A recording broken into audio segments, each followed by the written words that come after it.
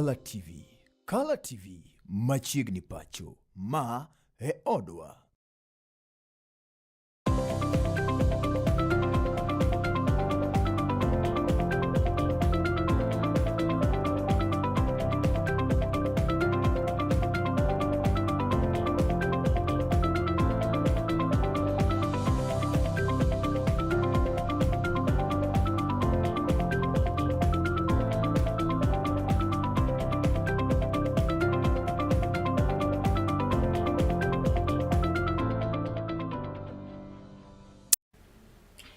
Kawa mosmaga mar diro odiochieng' janeno mar Color TV ka geno ni odiochieng' ma kawuono ni endi odiochieng' teri nindo makare. Kawuono en chieng' ngeso tarik en 4 dwe ni mar 4 higa mar 2026. Asemolo kaendi mar miyo weche manyien e yo mar adimba dini ni mar diro odiochieng' mana kaka ne gimolo nwa mesa mar kawo weche manyien. Ibedo koda nyaka giko nyinge ni Tracy Ouma. Jotelo ma don but siasa nindo mar Wiper bade Laikipia giko ni to nogolo ng'uro odiochieng' manyoro kaluwore kanyo endo kod mashinde mabende itiyo godo e ndiko jogo ombulu pacho kaendi. Giengo kanyo ni moko kuom jolut ombulu mantiere kaunti nindo mar Laikipia ne oyangore kanyo ni nying-gi ne onge nying-gi ne onge kanyo endo e form mar IEBC ma yango kanyo ni gin jogo ombulu e kaunti nindo mar Laikipia. Jotelo go nochiwo ler maket kod mano endo e kindego mabende ne gintiere tin boma no endo mar Nanyuki. Request ile form watu hupata wakienda kuandikisha kitambulisho IEBC washikanishe wa integrate that system, ndio mtu akiwa na hiyo interim waiting ID card anaweza kuchukua voters card, ambaye huyo mtu hatachelewa, ama wale watu watakana kuwa kwa system ya kuchaguana wasikose nafasi juu ya kucheleweshwa kwa hiyo ID card. That is a clarion call kwa kila sehemu ya nchi yetu. Mtu asinyimwe haki, manake kuvote ni haki yake, kupata kitambulisho ni haki yake. Mwingine nayo ndio itakuja, tunakuta hata wakati wa kupiga kura unakuta jina yako haipatikani. Sasa ndio tunataka kuhimiza kila mtu atembee hizo maofisi, lazima afuatilie na watuambie zile hitilafu zote, wazidi kuraise zile issues zote watakuta kwa IEBC, kwa sababu lazima kila kitu IEBC ikuwe independent vile inafaa iwe. Haifai kuingililiwa na mwanasiasa yoyote, haifai kuingiliwa na mtu yeyote. Hata pia kuhimiza hata watu wale wako na kadi zao waende huko kwa IEBC wa confirm, kwa sababu kama mimi mwenyewe nilienda huko, nishaikuwa voters since 2013, but nikaenda kuangalia nikakuta kama sipatikani mahali. Sasa hiyo mambo ilistua sana, na nikehimiza hata watu wale wengine wa mama, wazee pia na hata youth waende wa confirm kura zao. Ogai mar don riwruok kata don bura mar siasa manindo mar United Green Movement David Maraga osetende ker mathur kaendi migosi William Samuel Ruto koyango kanyo ni mibadhi motimo nduoko pod omako Kenya ka bende ne oyango ni mwandu mag jo Kenya pod imedo kwal e yor mibadhi kotelo kanyo sirikal ma pacho kaendi. E kinde mane oloso Maraga jogana jo Kenya mondo mi owuogo ko kar rombgi mondo mi okaw ombulu e timo hikruok ne duoko pacho ker William Ruto e yiero ma bende biro timo pacho kaendi e higa mar 2027. Literally all the time, but what we are seeing in the Ruto government we have never seen before. The looting is open. The looting is using government machinery to steal. I've never seen a government stealing more from its people like the Ruto government. You know, we have had SHA. They started with 104 billion. Then within no time, they lost 11 billion. Within no time, they lost another 50 billion. All that from a system that is supposed to over efficiency. The other one was eCitizen. We were told the other day, I mean, they have stolen 6.3 billion. That is being stolen. So the system is a system that has been set up literally to loot from the Kenyans, and it is very sad. The counties we have gone to are with the looting of public resources, and their message is this must be stopped. This must be stopped. That is the kind of message I have. That's what I aspire to do, and we want to stop it. Because if we don't stop it, we are going to have a big problem in our country. You cannot continue stealing public resources when people are going hungry, when people can't get medication in hospitals, when children are being sent home because of capitation. That is the kind of message that we are. Abende do dhi nyime kanyendo ko wacho ni poni oganda jo Kenya obiro yiere kaka ker ma pacho kaendi to biro tayo piny mar Kenya yunindo makare. Amaraga ne odhi nyime koyango kanyo ni lek mare maduong' en mano endo mar kedo kod weche mag mibadhi ma bende osebedo komako piny Kenya kuom higni buora mosekalo chien. Tuambia, and I'm happy with what they are telling me. They are telling me, Justice Maraga, wewe ndio tunaona unaweza kusimamia hii, usimamishe huu wizi wa mali ya umma. Na mimi nataka kuhakikishia Wakenya ya kwamba mimi sitawaibia mali yenu. Mimi familia yangu haiwezi kuwa na kampuni ya kufanya biashara na serikali. Marafiki zangu hawawezi kuwa na biashara na serikali. Sababu hiyo ndio tunaita conflict of interest. I will have zero tolerance to corruption, and I will deal with it firmly. I will not be intimidated by anybody. Fear is one thing I thank God for. He removed from my heart. Mtu hawezi kunitisha. Mtu hawezi kunitisha. Mtu ambao naogopa mimi ni Mungu wa mbinguni. Not a person who is born by a woman like myself. Mungu peke yake. Riwruok mar Msalaba Makwar odiochieng' manyoro ne ochako chenro mar telo kanyo sir mag chiemo ne oganda gi kuma bende koro dak Turkana ma milambo. Mano bende kalore kanyo kod oro mapek kaachiel kod kech maliyo ma bende osebedo kanyo endo kokwako gwenge makono.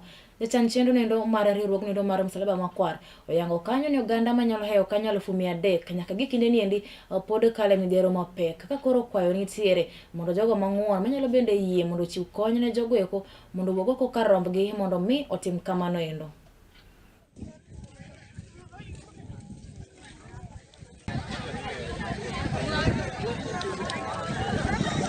Leo tumepima unga na uji mix, mafuta na lentils.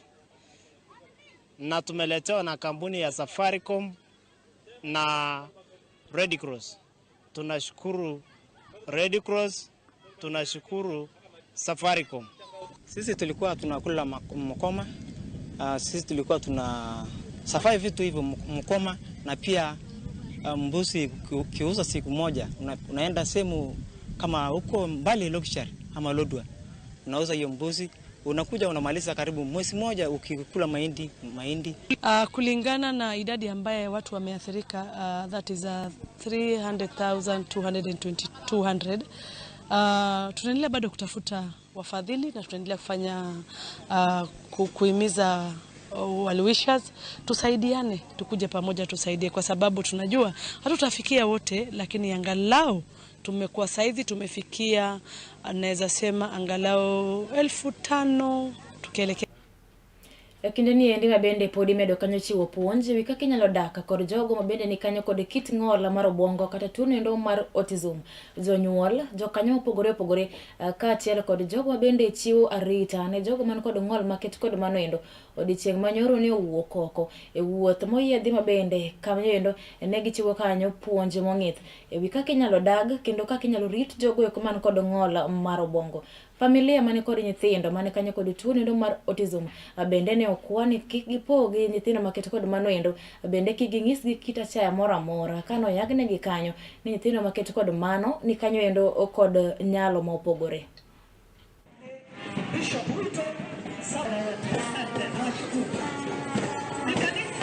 Na kama akina mama tunasema ya kwamba kila mtoto ni baraka kwa maisha yetu, na vile ambavyo Mungu ametupa, kazi yetu ni kuwalinda. Kwa hivyo leo tunashukuru sana, na pia ningetaka kuwahimiza akina mama ambao wako na watoto special kwamba wajikaze, wajitahidi na waendelee kuwalea hawa watoto, sababu hawa watoto ndio baraka katika maisha yetu.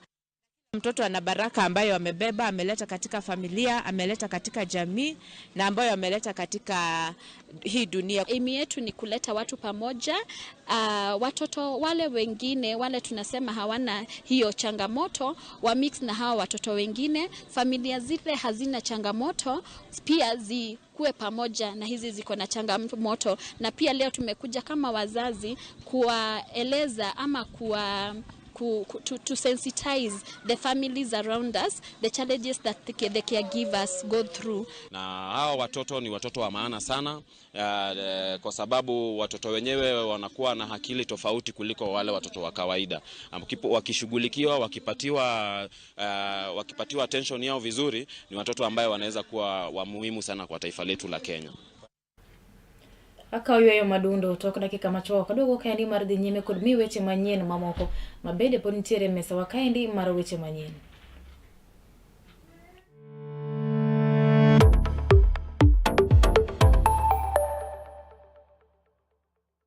Get ready to elevate your business and any other commercials when you advertise with us. We are not just a channel. We are your gateway to the peak, for we give you the precision and desire to your commercials. Let us be your partner in success, broadcasting your message to thousands of our viewers. Contact Color TV today and let's make the magic together.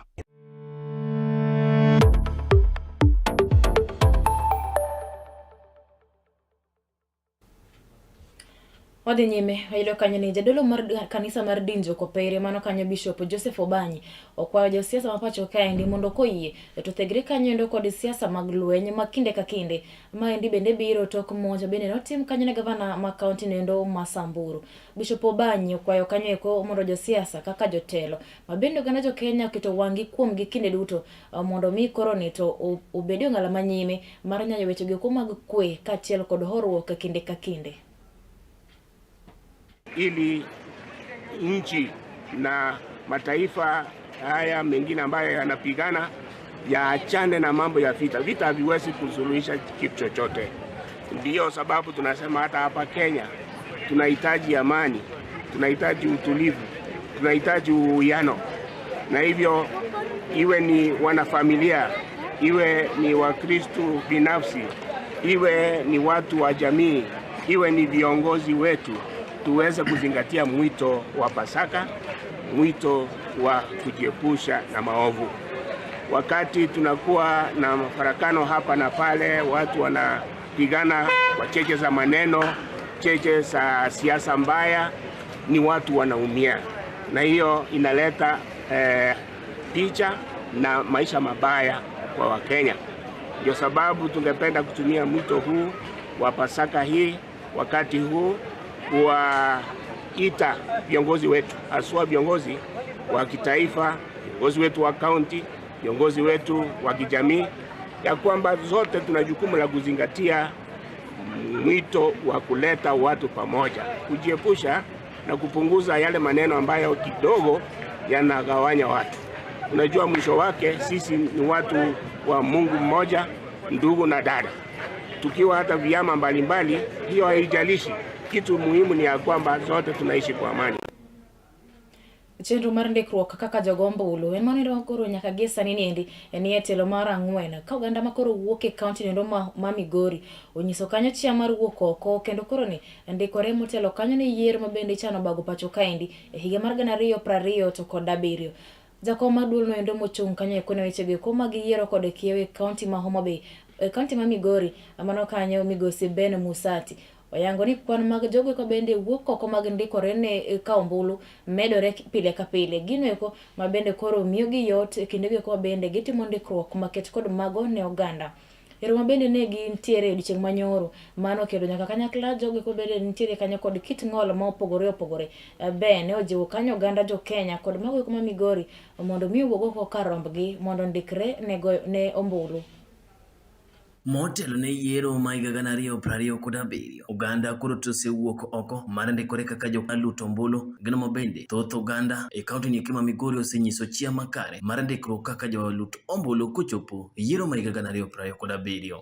Jakom mar duol mochung' ne yiero kod kiew e kaunti ni kama Migori Migosi Ben Musati opoyo kang' mabende jodak ma Migori koro tosekawo mar wuok oko kar rombgi mondo mi gindikre kaka jolut ombulu. As for the last 3 days, we had a very good trend. The figures we are getting back hit is averaging about 20 a day, which is very encouraging. But we still hope that going forward, when more publicity will be done, we may have more youths and more people turning up. Ekinde to koda ka jogo moda koda ka ng'ole kaunti ni kima Migori kendo puonjruok e yore go mag ndikruok kaka jolut ombulu. Ben Musa omedo jiwo rawere mondo koro to bi owuog oko kar rombgi mondo mi ondikre kaka jogo ma jolut ombulu ahinya to mondo mi gibed gi duol kochopo e yiero ma higa 2027. Up those above 18 years, especially the youths, to turn up in large numbers and use this window of registrations so that we can register as many of them as possible. Inde Ben Musati no yanga chiedhe nade mabende gino mogwegi tinde ndiko jolut ombulu. Gino mathoth Uganda wuok oko mondo ondikre kaka jolut ombulu kata kamano gionge kipande gino mabende kelo midhiero ahinya to mondo mi ondikgi. Bende ne gitiyo gi thuolo makamano mar kwayo piny owacho kawo makore koda ka tend county mago mapacho ka eki mondo mi onyal kelo chenrogo mag ndikruok ahinya to mondo mi jogo mapok okawo ombulu mondo mi okaw mapiyo kaka nyalore. The main challenge we have got here from the engagements we've had since Tuesday is on people who don't have national identification cards. But we have also asked the Office of the Registrar of Persons for the county and the Office of the County Commissioner to see how they can hasten the acquirement of those IDs, especially for those who have registered. Korka korgi jogo mo kinde makamano jogo moda koda kang'ol mabende no yuoro e romo makamano nyiso luoro margi ni thoth jogo moda koda kang'ol chenro makama dipo kawegi oko ni mar jogo mabende ndiko ji ok nyal chopo kuondego mabende jogo moda koda kang'ol nitiere ma biro mana bang'a bedo koda ka chiedh nade ni jogo moda koda kang'ol ok nyal chopo kuondego moketi mar ndikruok kaka jolut ombulu. Gikwayo piny owacho mondo koro to wuog oko mondo mi oket chenrogo makare mondo mi jogo moda koda kang'ol bende oyud thuolo the OPD leaders go ok settle pesa mora ne OPD leaders go manyalo rotate go nikech gimbe wuoth magi wuotho koni pek to ok wayudo ni gi settle pesa moro ka ginyalo wuok oko kuonde mane IBC ok ogikego to gitudre kod OPD leaders go mondo wayud jowago bi ondikre kaka jokokura. Bende jogo modak koda kang'ol ne koda ka kwayo ne duol mochung' ne yiero kaachiel kod kiew mondo mi obi oket jogo man koda ka lony mago mabende biro nyalo konyo jogo mabende ok nyal neno kaachiel kod mago ma ok nyal winjo. To kapo ni en clerk ma register the public to be nitie ng'ama nyalo konyo jogo mamuofni to be nitiere ng'ano man ability mar konyo kata jogo mong'ol asika ka jomo ng'ol nitie kuma ok nyal chope. The government is doing what? Winjo. Gor Collins, Kala TV, County ma Migori. Jodolo e kaunti ma Homa Bay komakore kanyendo kod jotelo mopogore opogore makaluo owuok oko mar kwayo jogo eko mabende osekawo pande mondo mi koro tikoro thuolo bende duol mar IEBC dhigodo nyime mar ndiko jogo ombulu manyien mondo gin bende giwuogi mondo gikaw ombulu motelo kanyo ne yiero mabende ichano bago pacho kaendi e higa mar 2020 to kod 7 kono telnegi kanyo kod Bishop William ne giyango kanyo ni yiero mabende biro chano higa nendo mar 2020 kod 7 en mano endo mabende ibiro mi en mano endo mabende koro rowere mabende biro bedo kanyo kod duol to mana ka gikaw pande kendo giwuok oko mar ndikore kaka jogo ombulu. Konwa ni ka lwenyo wuok e kind owete to ombulu ema tegogi ok beti ok kidi ok ayany ok pimruok e ratil emomiyo wadwa ni wakwa to moloyo rawechewa mapok nokawo ombulu kata mapok nokawo kipande mondo giwuog oko ka joka Nyarata. Ang'e ni e kinde mokalo chuny moro mar discouragement kata chuny mar wako ng'ich maneno ni wagini wasetimo to kwane ka duoko ne bedo maber en adieri ni kuonde moko osemoro osebedo ka wuok mong'ikore to wayudo nafas machielo kata kinde machielo maberie moloyo mwanyalo correct go gima osetimore marachni. Looking at the numbers, we are down. We have not done our best as the Luo nation. We have not done our best as Homa Bay County. Please, I urge you, come out in a rush. and go and register as a voter. And also as a church, we are now coming out and speak about this on our altars. As we preach, we'll preach about voting. Nitie jomoko manogo ombulu e station mopogore. To koro sani gidwani gichak gigo ombulu kamopogore kendo. Mae thuolo mar loko kuchi mondo idhi iket kama idwaro mondo igoye ombulu. Weche go bende timore e kaunti ma Homa Bay bende makoro kela giko mar mi weche manyien kidienyendi mar diero odiochieng'.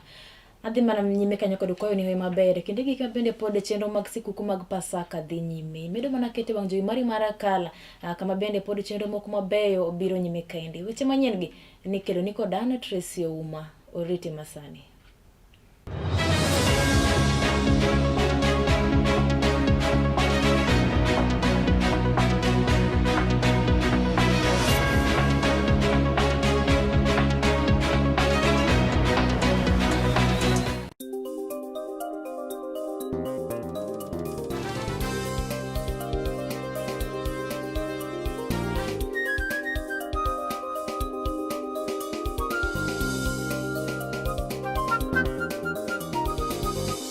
Ineno Color TV.